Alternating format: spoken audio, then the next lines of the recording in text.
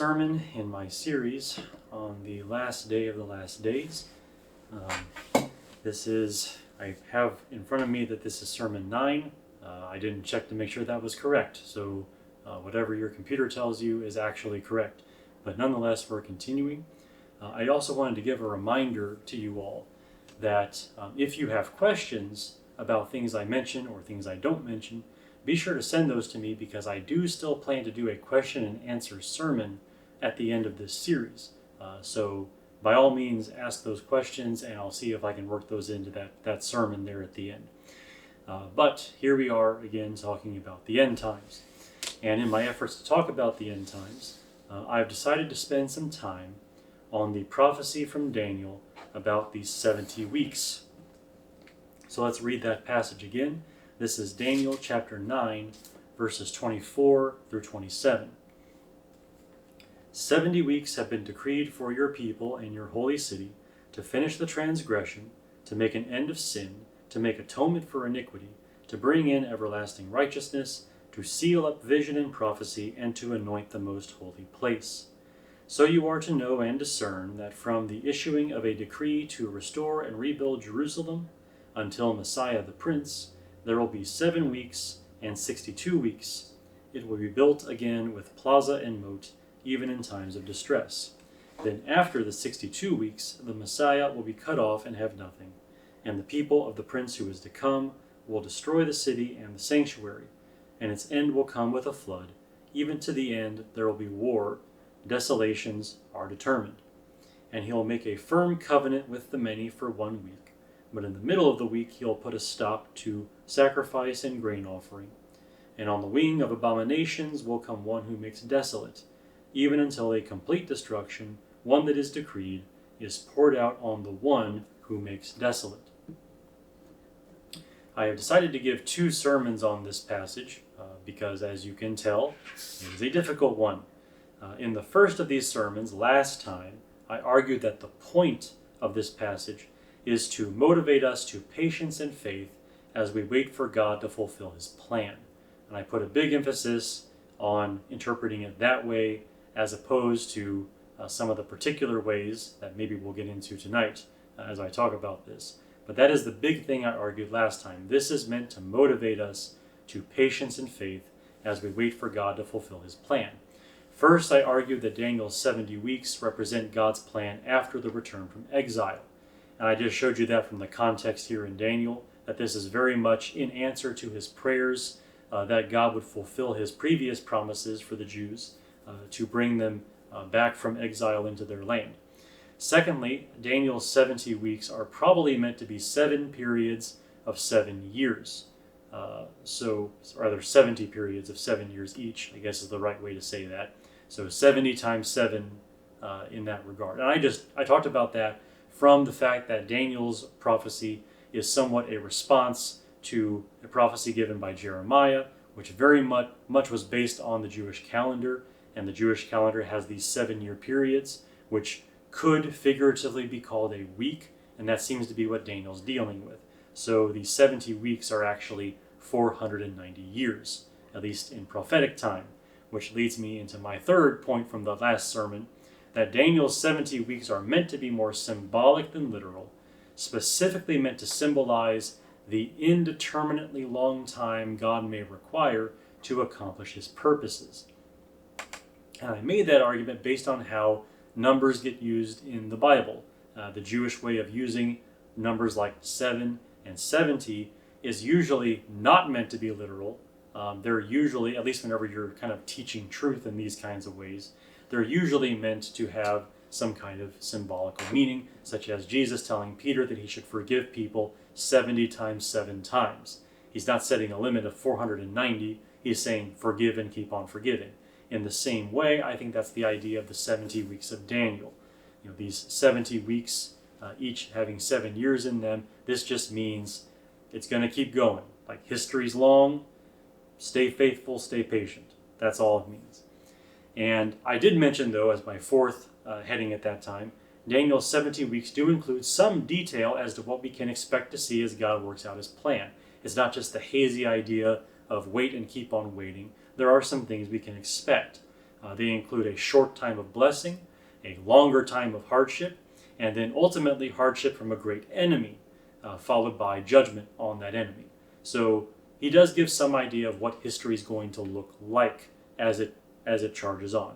And then finally, at the end of that first sermon, I came back to my main argument that Daniel's 70 weeks are meant to motivate patience and faith. As of now, I need to resume where I ended that sermon. So we're just picking up where we left off. I promised you an overview of some of the common interpretations of these 70 weeks. In some regard, I'm critical of these interpretations because they do the very thing that I said we should not do last time. Nonetheless, I do think these are common enough, at least one of them is, that it deserves some attention. And also, they are not as bad as I might have led you to believe. So there's a lot of that coming in this sermon. So I do want to go over these as promised. My plan is to evaluate these interpretations based on things I said last time. And I want to examine three interpretations. There are three big interpretations of the 70 weeks of Daniel that usually come up in any kind of informed discussion of these things. But I need to talk about them in 5 headings. So despite how confusing that is, my outline has 5 headings to talk about these things. So first, we'll examine whether the exact year of Jesus' death was predicted by these 70 weeks, because that's one of the major interpretations, or at least a component of one of the major interpretations. Secondly, we'll give some attention to that final week and what it means. The big disagreement between the first interpretation and the second interpretation is how they interpret that 70th week. So we need to talk about that. Third, I want to give you a history lesson about Hanukkah. And that might seem out of nowhere, but understanding the third interpretation of the 70 weeks of Daniel requires you to understand why the Jews celebrate Hanukkah. And of course, that means in my fourth heading, we're going to get to that third interpretation. And we'll show how the 70 weeks might have more to do with the events surrounding Hanukkah and the liberation of the Jews at that time, which we will talk about. And then finally, we'll figure out what to do with all this. I'm throwing a lot at you over these 2 sermons, so we'll do kind of a final crunch there at the end to see what do we say about these things. My sermon today is called Yes, No, Maybe So, which is, I titled it that because my response to these 3 interpretations is something like yes and no. I think they all have some merit, and I think they all fail in critical points. So yes and no. Yes, no, maybe so. I expressed my belief last time that the 70 weeks were meant to convey ideas rather than exact events and dates. I said that you should not read the 70 weeks and get out your calendar and start trying to chart what is it going to happen when. And for that reason, I think all 3 of these interpretations fail because that is exactly what they all try to do in some measure. So on the one hand, I want to say a strong no to all of these. On the other hand, I think each of these interpretations, when you just take them for what they are, they kind of fill in the blanks of what the 70 weeks are all about, which means they all have some value in establishing how all-encompassing the 70 weeks of Daniel are meant to be. And so I think talking about these is actually not a waste of time. So if you're wondering how I navigate those 2 things, well, that's what the rest of the sermon is for. So let's get into that. Let's look at these interpretations and see what we can say about them. So let's begin with the most common interpretation. At least among Christians, it's the most common interpretation. The most common interpretation of this passage and its most common use is as proof that Jesus died at the exact time predicted by these 70 weeks. The normal way Christians refer to this passage is as proof that Jesus is the Messiah, based on the dating involved. So here's the argument from this interpretation. The 70 weeks, being weeks of years, lay out a total of 490 years. A lot of math in this sermon. I'm trying to do it for you, but 490 years total in the 70 weeks, or the 77s. Most of that time is taken up by the first 7 weeks and the next 62 weeks. So 69 weeks, or translating that into the years, 483 years. So most of the 70 weeks of Daniel are taken up by those 483 years. Those 483 years begin with a decree to restore and rebuild Jerusalem, which sounds like the decision of King Artaxerxes to send Nehemiah to rebuild the walls of Jerusalem, which you can read about in Nehemiah chapters 1 and 2, if you really want to. So it says specifically in here, the decree to restore and rebuild Jerusalem. If you've read the Bible through once, you probably know what that means. You're probably going to be thinking of Nehemiah. And fair enough, that's a very simple connection to make. And this happened, of course, while Israel was still under Persian rule. Artaxerxes was a Persian king. That's the beginning of the 483 years. As for the ending of those 483 years, they end with an anointed one or Messiah, being cut off so that he has nothing. And of course, anointed one is the meaning of Messiah. So that's just kind of stating both terms there for what they are. But this Messiah, this anointed one, is cut off and will have nothing at the end of these 483 years. And that is, of course, exactly how, and saying Messiah, you're thinking of Jesus, and that is exactly how the first interpretation interprets that this is talking about Jesus being cut off. This is meant to be a prediction, therefore, of when the Messiah, Jesus, would die, 483 years after the decree to restore and rebuild Jerusalem. That's the idea. So if indeed those two events are separated by 483 years, that would be strikingly powerful evidence for Jesus as the Messiah. That'd be pretty good. That'd be really good. That'd be insanely good, in fact. And that is indeed what many Christians have said about this passage and how it is employed by Christians most often. If you've ever heard a commentary or a sermon on the 70 weeks of Daniel, this is what you have heard. So how well does it all work out? Is this a good interpretation? Well, as an initial observation, I must say the years do not exactly line up. There's a lot of tricky math going into this. So Nehemiah was sent to rebuild the wall of Jerusalem in about 445 BC. As for when Jesus was crucified, that date is either given as either AD 30 or AD 33. There's some educated guesswork that goes into all of these, hence the waffling on some of these dates. So between those two events, we have either 475 years or 478 years. So in either case, not the number we were trying to get, which was 483. So we are either 5 or 8 years short. We're coming up short in terms of our year count for trying to hit this nail on the head. It's very close and intriguingly close, but not precise. So not precise as we might like it to be. Now, in order to answer this problem, supporters of this interpretation must make some qualifying arguments, and they do indeed make some qualifying arguments. First and foremost, they have to argue that a year should be construed as 360 days. So not 365 days as in our calendar, nor 354 years as in the Jewish calendar, but 360 years.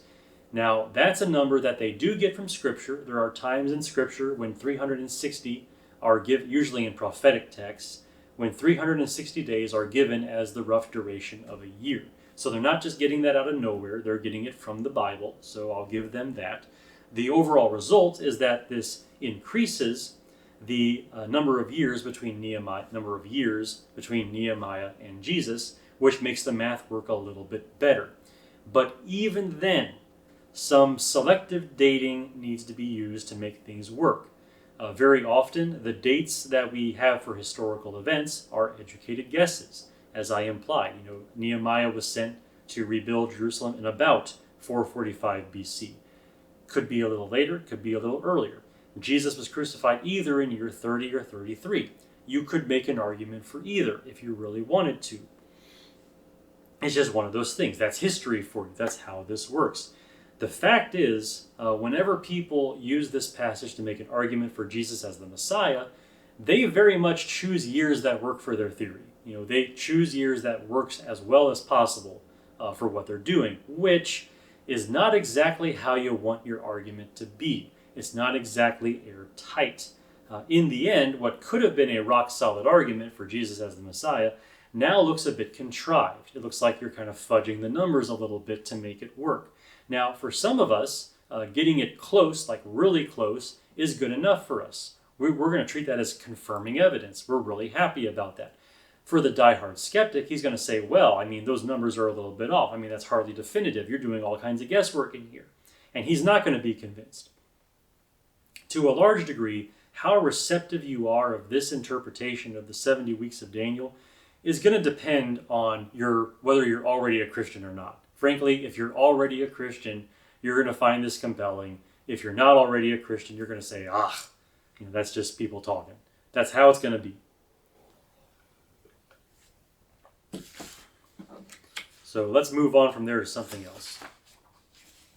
I guess before truly moving on, we have to talk about another key component of this first interpretation, and that is how it interprets the 70th week, which we didn't talk about, the last week in the 70 weeks of Daniel. And that's what I want to talk about now in my second heading. So we are moving on. We're going to talk a little bit more about the first interpretation and get a little bit more into the second interpretation, but all that here in this second heading. Now, among many Christians, the 70th week is regarded as the final 7 years of history before the second coming of Christ. For those of you who are wondering, hey, isn't this series about the end times? Yes, we're still talking about the end times, so here we are. The 70th week is very often considered to be the final 7 years of history before the return of Jesus. Let's read verses 26 and 27 again. Then after 62 weeks the Messiah will be cut off and have nothing, and the people of the prince who is to come will destroy the city and the sanctuary, and its end will come with a flood. Even to the end there will be war, desolations are determined, and he'll make a firm covenant with the many for 1 week, but in the middle of the week he'll put a stop to sacrifice and grain offering, and on the wing of abominations will come one who makes desolate, even until they complete destruction. One that is decreed is poured out on the one who makes desolate. Many Christians interpret this to be about the final Antichrist. Much of what Christians teach about the Antichrist comes from this 70th week. When the Antichrist is made known, he'll make some sort of covenant for a term of 7 years, which is usually viewed as some kind of peace treaty for the alleged good of Israel. Of course, it's not actually going to turn out that way, but at least ostentatiously, this 7-year peace treaty will be good for Israel. However, that covenant is all a charade, and after 3.5 years, which is exactly the middle of the week, the Antichrist will break this treaty, defile the recently rebuilt Jewish temple in Jerusalem, and generally work destruction. That is generally how this 70th week is interpreted, and all that should sound familiar if you have talked to any Christians about the end times at all. This is usually what they talk about, and they get it from this passage. Now, as you've probably already noticed, this interpretation introduces a large gap of time between the 69th week and the 70th week of Daniel. There's a huge gap there, which is now 2,000 years and counting, or almost, about 2,000 years. Now, on the one hand, that may sound very contrived to say, Jesus, he was crucified back here in the 1st century, but here we are in the 21st century, and that 70th week hasn't happened. So we stopped at the 69th week, the 70th week hasn't happened. I mean, what's the deal with this gap there? It just sounds contrived to say, he just skipped forward in his accounting of things. That might sound very contrived. However, we have to admit, we have seen that kind of thing in other prophecies. The Old Testament does do this sometimes. To give you an example, one that you must accept without any question because you are a Christian, Zechariah chapter 9, verses 9 through 10. I'm sure you're familiar with this passage, or at least the first part of it. Rejoice greatly, O daughter of Zion. Shout in triumph, O daughter of Jerusalem. Behold, your king is coming to you. He is just and endowed with salvation, humble and mounted on a donkey, even on a colt, the foal of a donkey. I will cut off the chariot from Ephraim and the horse from Jerusalem, and the bow of war will be cut off. He'll speak peace to the nations, and his dominion will be from sea to sea and from the river to the ends of the earth. The first part of that passage is something we saw Jesus fulfill at his first coming. All 4 Gospels record Jesus riding into Jerusalem on a donkey in fulfillment of this passage. This passage is even cited in those cases in the four Gospels. But we haven't seen the second part, this era of peace, where weapons of war are gone and everything is just very much under God's control. We haven't seen that yet. Guess what? That means there's a gap. There's a huge gap in time between the first coming of the Messiah and the second coming. So the Bible does do this. And that is exactly how many Christians understand this gap between the 69th week of Daniel and the 70th week of Daniel. They interpret it the exact same way, a gap. But there is another way to understand that gap in time, and indeed another way to understand the 70th week, which brings us to the second interpretation of Daniel's 70 weeks that I haven't yet mentioned, but I do want to mention now. This less common second interpretation of the 70 weeks is almost identical to the first. It's still about Artaxerxes' decree to send Nehemiah back to rebuild Jerusalem, and then the time period between that and Jesus dying, still the 483 years reckoned there. So the second interpretation is the same as the first, except for how they interpret the 70th week.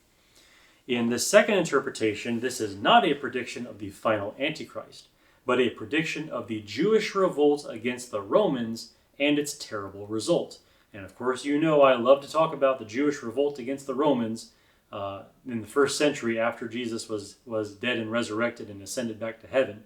I love talking about that. We're going to talk about it again. For about 7 years, starting in AD 66, the Jews attempted to rebel against the Roman Empire. They spent most of their time destroying each other and did much harm in Jerusalem and in the temple. And of course, I went into great detail on all of this, probably more detail than you wanted when I was teaching through Matthew about these things. So see those sermons if you want more detail. But about halfway through that revolt, the Romans finally responded in force and destroyed Jerusalem with its temple. Although there wasn't much left to destroy because the Jews had already done a pretty good job of that, or at least the rebels had. I should specify that the rebels were responsible. Now, the prince who is to come in the 70 weeks may be one of the Jewish leaders who started out cooperating with the others, so hence the covenant. These rebel leaders decide to work together and until they don't, and they start backstabbing each other. This prince who is to come may be one of those men. And I talked about the cast of characters in my Matthew series, so again, see those sermons. It might be one of them. This might be their covenant, which they break as part of all the infighting there in Jerusalem. Of course, until the Romans come and finish the job and destroy them all. And let's not forget on this topic of whether this 70th week might be the period of the Jewish revolt against Rome. Let's not forget that Jesus himself refers to the abomination of desolation as something his followers should be looking for at that time, when that time comes. And of course, Daniel says, on the wing of abominations comes one who makes desolate. That is part of the 70th week, and Jesus refers to that.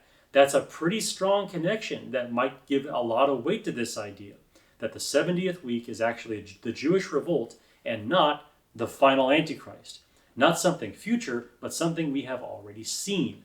That's what the second interpretation of this passage says. So if we can interpret the 70th week as a prediction of the Jewish revolt, which has been fulfilled, that means there is nothing solid we can take from this passage for the end times in particular, if the second interpretation is correct.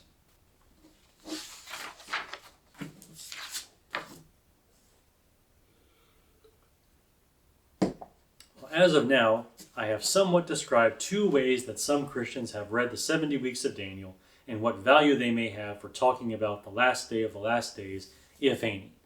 One of them would say there's definitely value. The second one would say, there's not really any value for the last days. Okay, fair enough. There is one other interpretation, though, of the 70 weeks remaining for us to study. And I want to cover that one because that one is probably the one you've least suspected or even heard about, but I do want to talk about it, and we're going to talk about it here in my third heading. But first, I must give you a brief history lesson regarding the Jewish Festival of Lights, also known as Hanukkah. So, after the relative peace of Israel under Persian rule, The Persian Empire was eventually conquered by Alexander the Great. He, in just a few years, conquered the known world. So Alexander the Great showing up every other general in history in a lot of ways. Well, since Alexander, though, was a great devotee of Greek culture, his conquest of the Middle East led to the spread of Greek culture in that part of the world. The Middle East was about like 1/3 Greek, I guess you could say, by the time Alexander was done, because Greek culture really took on popularly there for a lot of people. When Alexander died, his empire was split between his generals. So his various generals basically took each parts of the empire for themselves, and from those generals came various kings, and not just kings, but lines of kings. Whole dynasties were started by Alexander's generals, who ruled over the pieces of his now fragmented empire. One of those later kings that came down the line, one of these lines of kings, was Antiochus IV, who ruled over Syria. And if you don't know where Syria is, that is the land to the north and west of Israel. And by many reckonings also includes Israel. Usually Israel is thrown into Syria just because Israel's tiny, Syria's big. But the land northwest of Israel is where Antiochus IV ruled.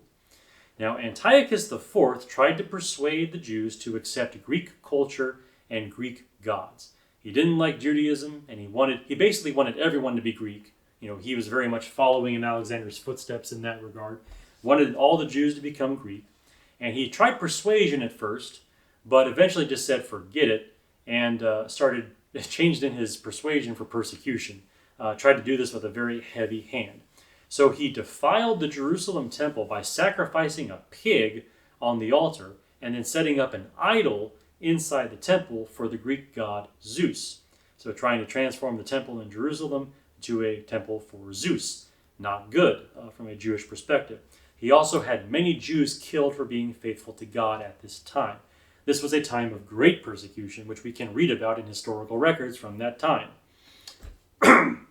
Soon after, as you can imagine, there was a revolt. Many Jews began to rebel under a group of brothers led by Judas Maccabeus, which means Judas the Hammer. And I have to say that every time I say his name because that is an awesome name. He is Judas the Hammer.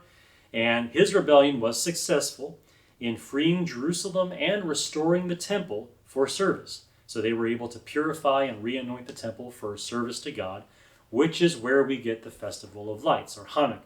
The whole reason the Jews celebrate that holiday, they are celebrating the victory of that rebellion and taking back the temple and purifying it for proper use.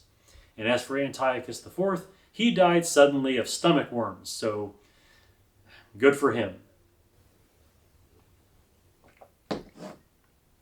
Now, what does all that have to do with Daniel and his 70 weeks? Well, those events are actually very important for Daniel's book. Whether you're talking about the 70 weeks or not, they are very important for Daniel's book. Despite the fact that Daniel is such a difficult book, and people love to argue, large parts of it are widely regarded by nearly all scholars as describing the reign of Antiochus IV and the rebellion against him. And when I say all scholars, I don't just mean all Christian scholars. I mean Jewish scholars as well, and secular Bible scholars. Pretty much everyone agrees that there are huge parts of Daniel that are about Antiochus IV and the rebellion against him. It's very much a given thing at this point. Let's read one of them. I'm just going to read one for now. I have one that I will read later, but for now I'm just going to read one of them. This is Daniel chapter 8, the whole chapter. Daniel chapter 8.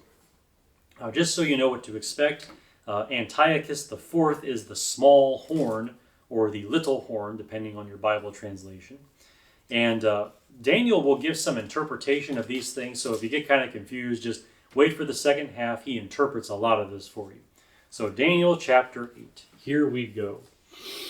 In the 3rd year of the reign of Belshazzar the king, a vision appeared to me, Daniel, subsequent to the one which appeared to me previously. I looked in the vision, and while I was looking, I was in the citadel of Susa, which is in the province of Elam. And I looked in the vision, and I myself was beside the Ulai canal. Then I lifted up my eyes and looked, and behold, a ram, which had 2 horns, was standing in front of the canal. Now the 2 horns were long, but one was longer than the other. and with the longer one coming up last. I saw the ram butting westward, northward, and southward, and no other beast could stand before him, nor was there any one to rescue from his power. But he did as he pleased and magnified himself. While I was observing, behold, a male goat was coming up from the west, that's the direction of Greece, coming up from the west over the surface of the whole earth without touching the ground, and the goat had a conspicuous horn between his eyes. And he came up to the ram that had the two horns, which I had seen standing in front of the canal, and rushed at him in his mighty wrath. I saw him come beside the ram, and he was enraged at him, and he struck the ram and shattered his two horns, and the ram had no strength to withstand him. So he hurled him to the ground and trampled on him, and there was none to rescue the ram from his power. Then the male goat magnified himself exceedingly, but as soon as he was mighty, the large horn was broken, and in its place there came up 4 conspicuous horns toward the 4 winds of heaven. From one of these 4 horns, came forth a rather small horn, which grew exceedingly great toward the south, toward the east, and toward the beautiful land. It grew up to the host of heaven, and caused some of the hosts and some of the stars to fall down to the earth, and it trampled them down. It even magnified itself to be equal to the commander of the host, and it removed the regular sacrifice from him, and the place of his sanctuary was thrown down. And on account of transgression, the host will be given over to the horn along with the regular sacrifice, and it will fling truth to the ground and perform its will and prosper.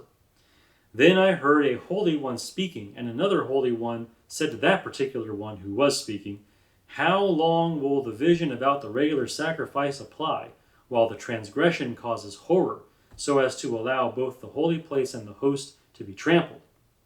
He said to me, "For 2,300 evenings and mornings, then the holy place will be properly restored."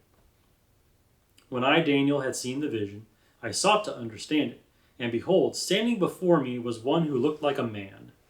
And I heard the voice of a man between the banks of the Ulai, and he called out and said, "Gabriel, give this man understanding of the vision."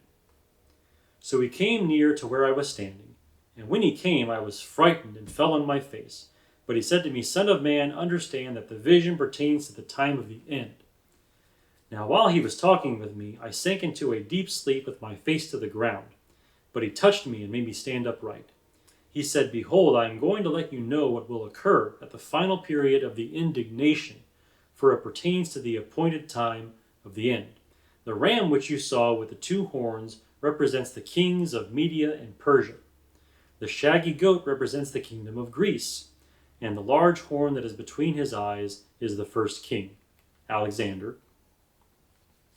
The broken horn and the 4 horns that arose in its place represent the 4 kingdoms which will arise from his nation, although not with his power. In the latter period of their rule, when the transgressors have run their course, a king will arise, insolent and skilled in intrigue. His power will be mighty, but not by his own power, and he will destroy to an extraordinary degree, and prosper and perform his will. He will destroy mighty men and the holy people, and through his shrewdness he will cause deceit to succeed by his influence. He'll magnify himself in his heart. He'll destroy many while they are at ease, and even oppose the prince of princes. But he will be broken without human agency. The vision of the evenings and mornings which has been told is true, but keep the vision secret, for it pertains to many days in the future." Then I, Daniel, was exhausted and sick for days. I got up again and carried on the king's business, but I was astounded at the vision, and there was none to explain it. You will perhaps notice the similarities between this small horn and Antiochus IV, a king who raises himself up against God, persecutes his people, takes away sacrifice, and is broken by non-human means. All of that matches the history of Antiochus IV very closely. You may also have noticed that this small horn will do these terrible things for 2,300 days. That's nearly 7 years. A little bit off, I admit, but hey, we've seen that already in this sermon, right? But nearly 7 years by Jewish count, which is about the time of that revolt against Antiochus IV, and about the time of the 70th week, which is where we get back into the 70 weeks of Daniel. So let's talk about that now and finish out our thoughts on this third interpretation that I've been talking about. This is my fourth heading. So still on the third interpretation, I just had to break it into two for organization's sake. As you've probably already guessed, many people believe that the 70 weeks actually culminate in Antiochus IV, that this is a prediction of things leading up to and happening during his reign. Now let's read the passage again, but this time think about it in terms of the history lesson I gave you and the passage from Daniel 8 and Hanukkah, basically. So again, let's read Daniel chapter 9, verses 24 through 27. 70 weeks have been decreed for your people and your holy city to finish the transgression, to make an end of sin, to make atonement for iniquity, to bring in everlasting righteousness, to seal up vision and prophecy, and to anoint the most holy place. So you are to know and discern that from the issuing of a decree to restore and rebuild Jerusalem until Messiah the Prince, there will be 7 weeks and 62 weeks. It'll be built again with plaza and moat, even in times of distress. So again, like Nehemiah's rebuilding, although I admit this third interpretation has to fudge the numbers a lot more than the first two did. That's kind of a strike against this one. But be that as it may, let's continue on. Then after 62 weeks, the Messiah will be cut off and have nothing. And the people of the prince who is to come will destroy the city and the sanctuary. And its end will come with a flood. Even to the end there will be war. Desolations are determined. And he'll make a firm covenant with the many for 1 week. But in the middle of the week he'll put a stop to sacrifice and grain offering. And on the wing of abominations will come one who makes desolate, even until they complete destruction. One that is decreed is poured out on the one who makes desolate. All right. So I'm sure you see at least the similarity of themes. There's a lot of thematic connections to this passage and Daniel 8, and both of them to Antiochus IV. The 70th week, of course, is the big one, which would be 7 years, or about less than 2,300. So 2,300 days would be about 6¼ years, I think is what I figured, maybe 6 1/3. So we're just stopping short of the 7-year mark. As for this covenant, I mentioned that Antiochus kind of begins with like gentle persuasion, and he's like, I'll forget this, and then just starts persecuting people. So the covenant may be when he starts saying, hey, if you just jump on over and start worshiping Zeus, I'll have all these good things for you. What do you say? And then when very few people responded, a few Jews did, but most did not. He just said, and just like went all out on them. That might be the breaking of the covenant. Now, it's not the middle of the week, right? That'd be 3.5 years, but that could be very generic, right? In the middle of something. Well, as the 7 years are going. And that might be why the 2,300 years are not a full 7 years. Again, I'm just arguing the case for this interpretation because they do make some good points about some of these connections. But that's how they might understand the covenant and the 7 years there. Now, the big question you might all have is about the identity of this anointed one, this Messiah who is there. It's not Jesus because he wasn't alive back in these days. So who is this Messiah? Well, one of the casualties of Antiochus' efforts was the high priest at that time named Onias III. Onias III would have been the highest ranking Jew. He would have been their leader, therefore their prince. And as a priest, he would be an anointed one because priests were anointed as priests. So this might be the anointed one. So not the Messiah, but a Messiah, and very truly a Messiah because he's the high priest. So that might be why this guy is mentioned. That might be why this Messiah is mentioned here. So all those details of the 70th week, there's some connection there to Antiochus IV that can't be so easily ignored. Now at this time I want to read another passage from Daniel, which nearly every scholar regards as describing Antiochus IV.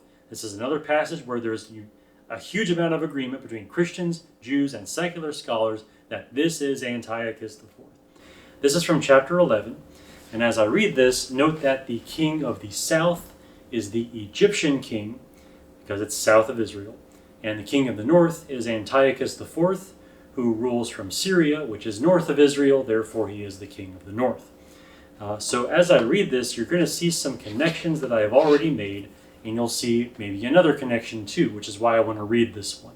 So Daniel chapter 11, starting in verse 21, going through 35. In his place a despicable person will arise, on whom the honor of kingship has not been conferred, but he will come in a time of tranquility and seize the kingdom by intrigue. The overflowing forces will be flooded away before him and shattered, and also the prince of the covenant. After an alliance is made with him, he will practice deception, and will go up and gain power with a small force of people. In a time of tranquility, he will enter the richest parts of the realm, and he'll accomplish what his fathers never did, nor his ancestors. He will distribute plunder and possessions among them. He will devise schemes against strongholds, but only for a time. He will stir up his strength and courage against the king of the south with a large army. The king of the south will mobilize an extremely large and mighty army for war, but he will not stand, for schemes will be devised against him. Those who eat his choice food will destroy him, and his army will overflow, but many will fall down slain. As for both kings, their hearts will be intent on evil, and they will speak lies to each other at the same table. But it will not succeed, for the end is still to come at the appointed time. Then he will return to his land with much plunder, but his heart will be set against the holy covenant, and he will take action and then return to his own land. At the appointed time he will return and come into the south, but this time it will not turn out the way it did before. For ships of Kittim will come against him, therefore he'll be disheartened and will return. In history, that was actually a Roman fleet that was intervening in the conflict there, just so you know. But he will return and become enraged at the holy covenant and take action. So he will come back and show regard for those who forsake the holy covenant. Forces from him will arise, desecrate the sanctuary fortress, and do away with the regular sacrifice. And they will set up the abomination of desolation. By smooth words he will turn to godlessness those who act wickedly toward the covenant. But the people who know their God will display strength and take action. Those who have insight among the people will give understanding to the many, yet they will fall by the sword and by flame, by captivity and by plunder for many days. Now when they fall, they will be granted a little help, and many will join with them in hypocrisy.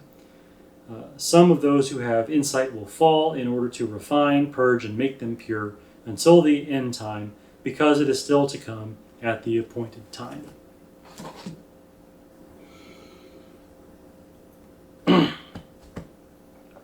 Excuse me, a lot of reading today.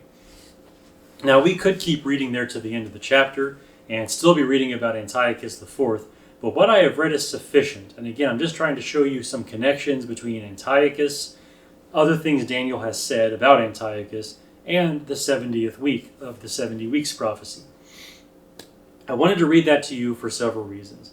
So Daniel mentions that Antiochus has a habit of intrigue and making agreements that he doesn't keep, which certainly plays into what we see in the 70th week with this breaking of the covenant, so that's very much in character. We also see that Antiochus IV would sweep away the prince of the covenant, which again is probably Onias III, the aforementioned anointed one, the high priest. So we see that mentioned again in Antiochus's rep sheet. But more importantly, why I read this passage. In verse 31, the idol set up by Antiochus in the temple is called the abomination of desolation. That is where we get the connection with that phrase to Antiochus. And wouldn't you know, in the 70th week of Daniel, he says, "On the wing of abominations comes one who makes desolate." It sounds like he's using the same wording that he used to describe the actions of Antiochus in defiling the temple the way he did. That is, again, a very strong connection to the 70 weeks of Daniel and makes us wonder, are the 70 weeks actually about that? Is that the idea?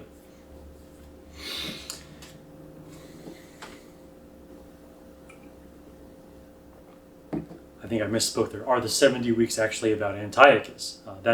We're seeing a lot of corroborating evidence for that idea. Well, here at the end, in my last heading for today, we have to answer a question, and that is, what do we do with these interpretations of the 70 weeks of Daniel? After we have three interpretations here, and actually none of them are in line with what I was telling you last time. And what about the end times? Does it have any connection to the end times at all? What do we do with this? Well, as you were listening to me talk about these things, I'm sure you felt like all the options were somewhat compelling. I certainly felt that way as I was preparing this sermon. The first interpretation says that the 70 weeks describe the period from Nehemiah's permission to rebuild the walls of Jerusalem until the death of Jesus as the Messiah, and that the 70th week is about the 7 years before his final victorious return. Okay, there's the first interpretation, and the most common one among Christians, the one that you've probably already heard. This interpretation comes very, very close to a literal understanding of the first 483 years implied by Daniel's prophecy. And I mentioned that you have to fudge the numbers a little bit, but it's really close and really, really thought-provoking at the same time. You know, I'm not a diehard skeptic, so I'm quite willing to sit here and say, hey, that's a pretty powerful argument. Also, applying the final 7 years to the end times does well it plays well into the sense of finality that we see in the 70 weeks of Daniel. And I mentioned this last time. It really looks like this is the final stuff. This is God's bucket list for the world, if you want to put it that way. This is the things that God has to do before it's all over. It really seems that way. So extending the 70 weeks all the way to that point, it does make some sense. Meanwhile, the second interpretation says much the same thing as the first, but applies those final 7 years to the Jewish revolt against Rome and the downfall of Jerusalem. And we've seen that time as well also has some importance in Scripture, in the New Testament, because that's kind of the final break, the final display of God's wrath against Israel for what they did to their Messiah. And the great advantage of seeing the 70 weeks that way is that Jesus himself seems to refer to this passage when talking about the abomination of desolation spoken of by the prophet Daniel. But he mentions that in the context of this coming Roman-Jewish war. Did Jesus interpret the 70 weeks as referring to the Jewish revolt against the Romans? Is that what he thought? It seems like it. It does seem like it. Also, it's worth mentioning that according to this view, the 70th week has already happened, and there wasn't as much of a gap. I mean, in the first interpretation, we have a 2,000 plus year gap between the 69th week and the 70th week. In the second interpretation, that gap is like 40 years, barely consequential in the grand scheme of history. Some find that more appealing than the first interpretation. But then we have the third interpretation, which says these 70 weeks are a countdown until Antiochus IV, his persecution of the Jews, his defiling of the temple, and his downfall. And my goodness, this interpretation has the strongest contextual argument. We always talk about in Bible interpretation, context, context, context. We're always talking like that. Well, if you want to interpret this passage in context, it's about Antiochus IV, because there's a lot of stuff Daniel says elsewhere that sounds a lot like the 70 weeks, but those passages are about Antiochus IV. Is that the right way to view it? I mean, what do we say? What do we say against these three very good interpretations? Well, at this point, I want us to remember my previous sermon, and this is where we tie it all together. Daniel's 70 weeks are meant to be more symbolic than literal, specifically meant to symbolize the indeterminately long time that God will take to finish his plan. And of course, the 70 weeks are meant to motivate us to patience and faith as we patiently wait for God to fulfill his plan and not lose hope while everything happens along those years. That is the point that these 70 weeks are meant to accomplish, as I argued last time. So again, they're not meant to give us a precise timeline. They are meant to give us an idea of all that is coming and to imply that we have a lot of waiting to do, but we can wait in faith and patiently because we know God hasn't forgotten about us. He is going to finish things up eventually. We just have to wait and keep waiting. And that being the case, when you think about that and you think about these three interpretations, any of them could be correct. I mean, Any of these things, we're basically today we're talking about history, a lot of history, and history's big, and any of these historical events or periods can fit into that idea of God patiently spinning out his plan and requiring us to be patient while he's doing it. Any of these three interpretations can fit into that idea. In fact, and this is like, I don't know if there's any other occasion where I have actually said something like this, all three of these interpretations could be correct at once. They could all be true. They could all be intended by God to be here. Now, you know me, I'm not the kind of person to just say like, well, all of these views have valid. I'm the one that likes to nail things down. I'm the one that likes to come in here and say, no, this is what it means. Here is my argument. Here is my evidence. That's it. But in this case, it really seems like you have three very equal competitors all operating in a framework that I've given you for understanding the 70 weeks and all operating within that framework very well. They could all be true at once. So I do really wonder if God gave this vision to Daniel, fully expecting that we would apply it to numerous events over the centuries. And that might be the tagline for this sermon. So let me just say that to you again. It is possible that God gave this 70 weeks prophecy and gave it the way he did, knowing and intending that we would apply it to numerous situations across history. And that may be its point. That may be what God wanted us to do. The result of such a vision has been, and still is, that it keeps us guessing about God's plan. It keeps us from resting on our laurels thinking that we know everything. It keeps us from relying on our understanding. And it makes us wait for the Lord. It makes us trust the Lord to do the things even though we don't fully understand them. As we're sitting here talking about Antiochus IV and Romans and Antichrist, as we're talking about all this stuff, we have to throw up our hands and say, well, God knows the plan. God will be faithful in accomplishing his plan, and all we have to do is wait through all of this stuff and trust in him. It all works out together, actually, in this way. Perhaps the power of the 70 weeks is not in its predictive power, but in its transforming power. That anyone who really wrestles with this is forced to decide to wait on the Lord, who knows all things and who has all this planned out, even if we don't understand. So perhaps that is the great power of the 70 weeks, and not, calendar reckonings, but faith and patience.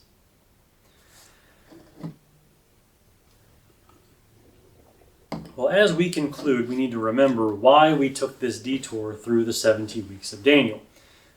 It's because we've kind of gotten far off base here. But the question we were trying to answer is, do these 70 weeks give us any information about the last day of the last days? Has this been a worthwhile detour as we come through all of this and try to link it into the end times? Well, at this point, the best answer I can give you is yes and no. Here we go. Yes, no, maybe so, right? That's the title of this sermon, right? What we have are three possible interpretations of a very difficult passage.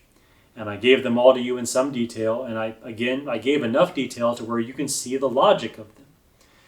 Each one of those three views does have decent support, but also some reason for doubt, especially when you compare them to each other.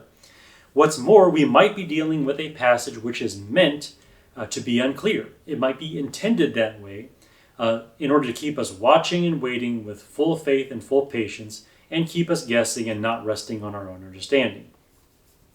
For all those reasons, we can't really use this passage as hard evidence for any particular element of the end times. We can't talk about the Antichrist and his 7-year peace treaty and all that, because it's not firmly established that that is the meaning of the passage. It's a possible meaning of the passage. And I'll tell you what, if that stuff plays out, we are all going to be glued to Daniel chapter 9 and resting on that with our faith. That's what's going to happen. If that is indeed what happens from here on out, if that is the plan, we're all coming back to Daniel 9, right? So in that regard, it's relevant, but as hard evidence for a particular view of the end times, not really, because there are these two other good interpretations that might be true, might be equally true. What we have learned, in spite of all of that, yes, no, maybe so, what we have learned is that history, the history of human sin and divine salvation, that's all repeating. Okay? That's what we have learned here. The history of human sin and divine salvation is always repeating.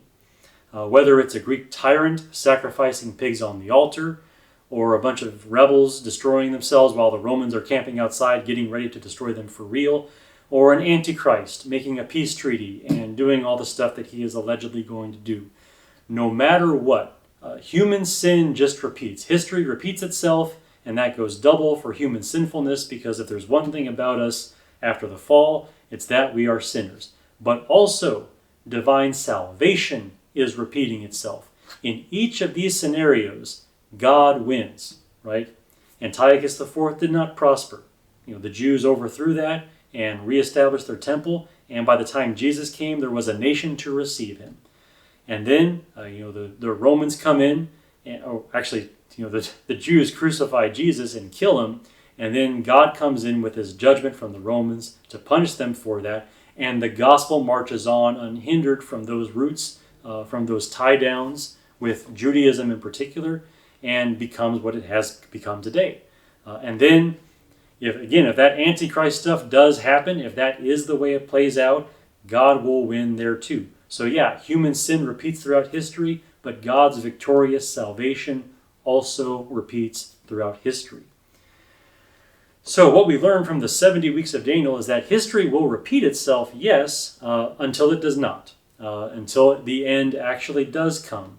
And it is simply our job to wait for the Lord and be patient and have faith in him as he's wheeling these things out according to his plan, whatever it may be. Whatever twists and turns there are. Maybe someday we'll be giving a fourth interpretation of this passage, and that one will also seem equally true, because the 70 weeks of Daniel are just that broad and just that all-encompassing. It's broad enough to encompass all of human sin and all of God's salvation in one plan that just says, keep on waiting because God's in control and he will win.